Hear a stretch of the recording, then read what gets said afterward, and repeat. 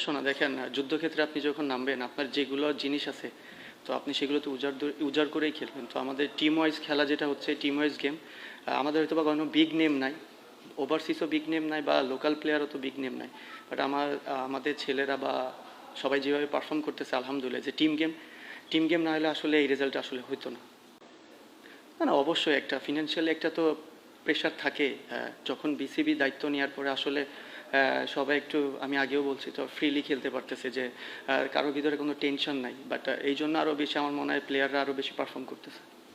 না ভাই, আমি তো মানে ওরা কি দত্ত না যে আমি চাইলে বা এগুলো হবে।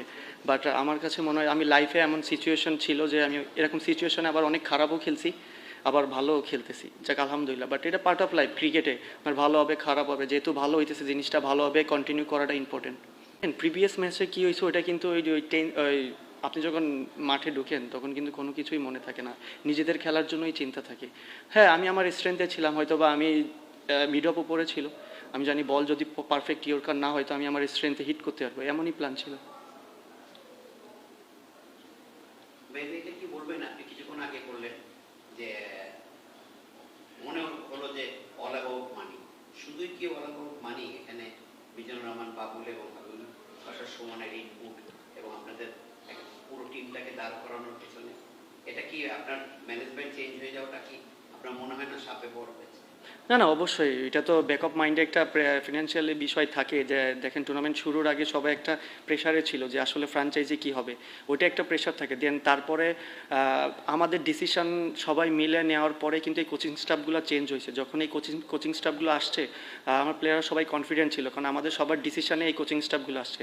আর অবশ্যই তারা যে আপনি বাবুল স্যার লাস্ট 3টা বিপিএলে কিন্তু ফাইনাল উঠছে, এটা তার জন্য একটা বিগ অ্যাচিভমেন্ট। কারণ আমি হয়তো বলবো উনি অনেক লাকি যে ওনার মতন কোচ আমরা পেয়েছি বলে আমাদের এনভায়রনমেন্টটাও চেঞ্জ হয়ে গেছে।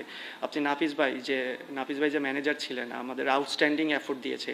আপনার ইনস্ট্যান্ট ড্রেস বলেন, যাবতীয় যা ছিল সব চেঞ্জ করছে, এবং বাসার বাইরেও ডিসিশনগুলো ভালো ছিল। ওভারসিজ পিক করা অল্প টাইমের ভিতরে এত মানে ডিফিকাল্ট ছিল, অল্প সময়ের ভিতরে যে ওভারসিজগুলো কালেক্ট করছে তারেও তো ক্রেডিট দিতে হয়।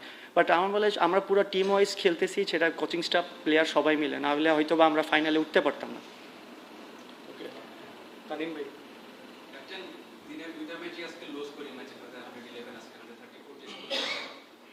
তো এই আজকের দিনটাতে মানে যেরকম কোয়ালিফায়ারে যেরকম আমরা একটু হাই স্কোরিং ম্যাচ এক্সপেক্ট করি, উইকেটটাতে পেশে আছে, উইকেটটারে কিভাবে অ্যাসেস করেন?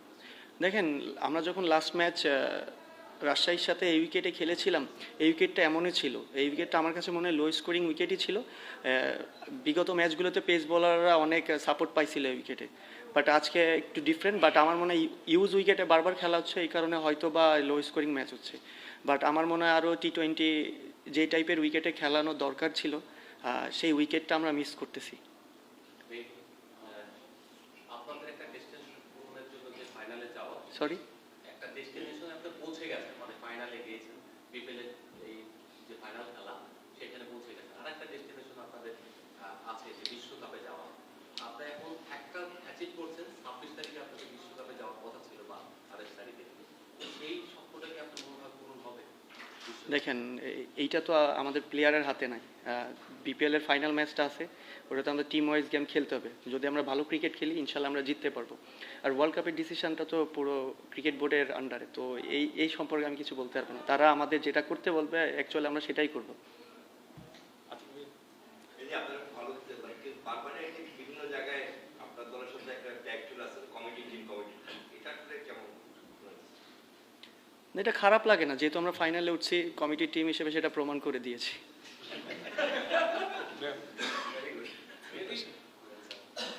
যখন আপনারা শুনলেন যে ফ্র্যাঞ্চাইজির অ্যাকচুয়াল যারা ওনার ছিল তারা পুল আউট করছে, ওই জায়গা থেকে এইখানে আসার পিছনে সবচেয়ে বড় মোটিভেশনটা কি ছিল?